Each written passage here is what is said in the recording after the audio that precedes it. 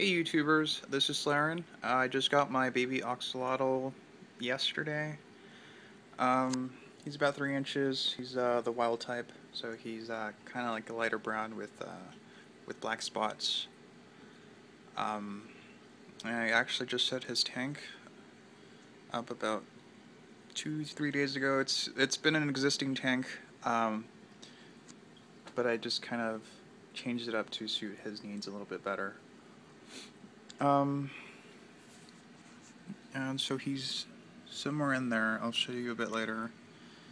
But I think he's underneath that log. Um,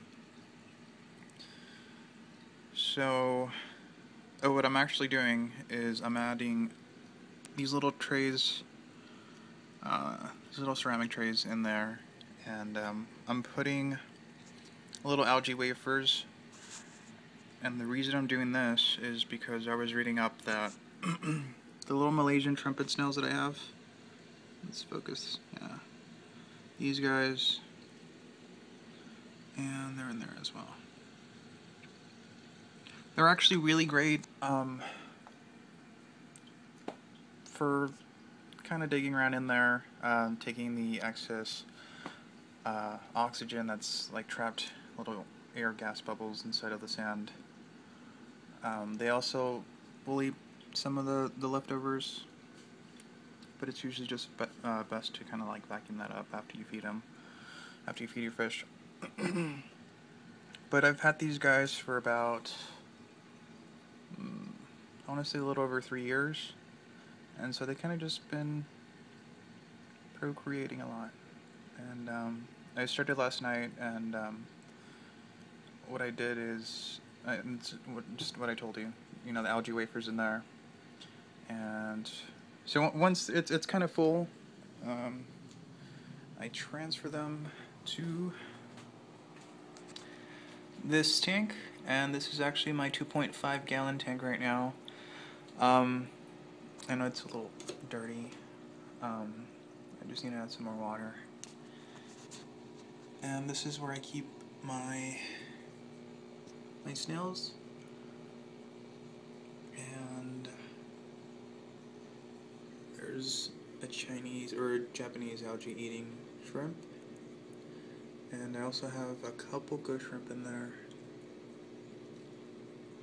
But I need to work on this tank. I was actually thinking of using this as a guppy breeding tank. So that's an option as a feeder.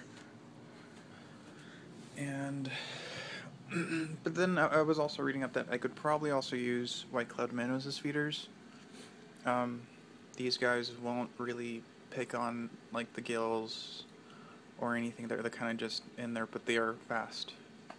And guppies are tropical freshwater fish.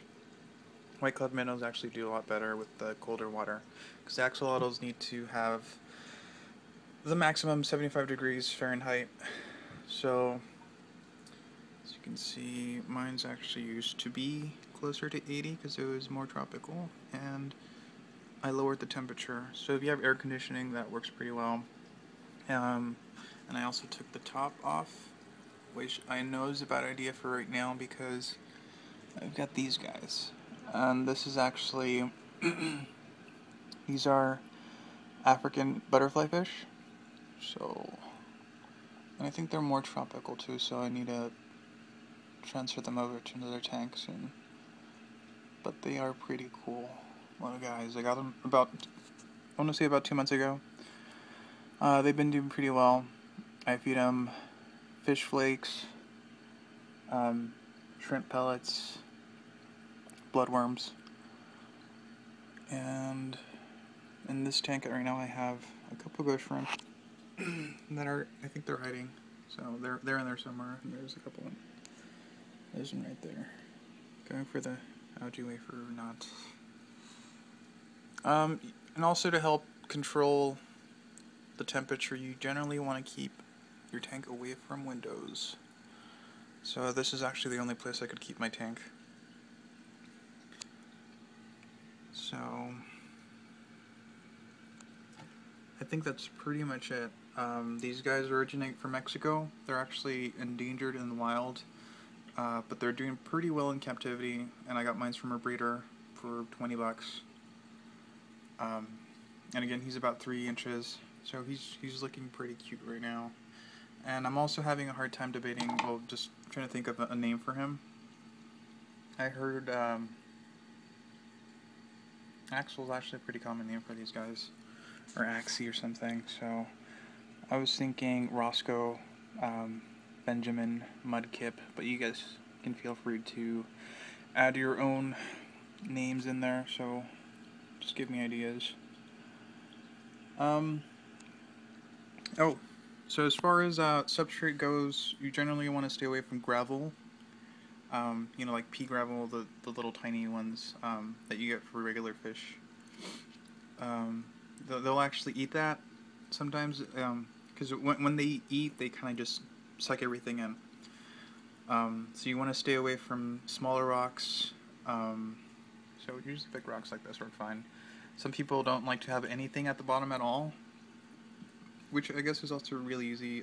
It's good for easy pickup, but it also stresses them out because they can't really feel anything to grab onto. So that's why something like big rocks work, or even sand. Sand works really well as well for a substrate. And my sand isn't aquarium sand necessarily. It's pool sand. It's 20 grade filter sand that I got from a pool store. And this is back way back when I started first with my fish tank. And this is actually a 29 gallon. Originally it was a 10 gallon, but I've been upgrading it. And the sand was, I think it was $7 for 15 or 20 pounds or something. So it was a pretty good deal. And substrate is just different kind of substrates for fishes and stuff. You kind of have to look around, see reviews, read up, and see what works for you. So far this substrate has been working pretty well, but as you can see, like, my swords aren't doing too great. They're like barely live, I guess. Anubias works, well, it's fine. You kind of thrive on anything, really. And I want to add some more plants, so I'm going to actually switch the substrate up to like something like an eco-complete substrate. I was checking it out at PetSmart. It's on sale right now, so it's $10 for, I'm not really sure, but it's kind of like a large bag. And I want to switch that out, and it's gonna be black. It looks like black sand, and it's gonna be really good for the plants. So hopefully these guys will do better. You want to get hiding spots for them. So as you can see, I got this piece of wood, nice, and it's got a good hiding spot down there. And it kind of just creates them with pieces of logs or wood and stones and rocks. So, and I think he's actually hiding under there. And this piece of wood has a hole going through it, so it's actually a tunnel. It's about the size, I guess, the diameter of something like this. And this is one of the things I will try to feed him. It's frog and tadpole bites. And this is cricket food right here. It's a cheap food source. It's actually pretty good for crickets, which I'm actually feeding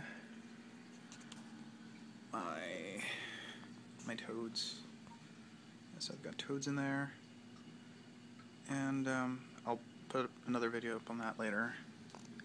Pardon the mess.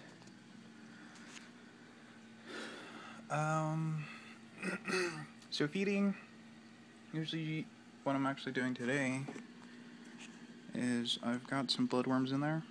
I only have freeze-dried bloodworms right now, so they're kind of just floating around. And I grabbed some water from the tank, and I placed it inside of this little Dixie cup. And I added the bloodworms, so they're kind of just soaking now. And what I plan on doing is putting him in a larger kind of glass container like this, a little bit bigger, and giving him different kinds of foods. So I'll be giving him some of these pellets. I'll give him shrimp pellets. I'll try to give him some of these and see what he prefers. So I think that's pretty much it. I'll post another video and I'll keep you guys updated. So see you later.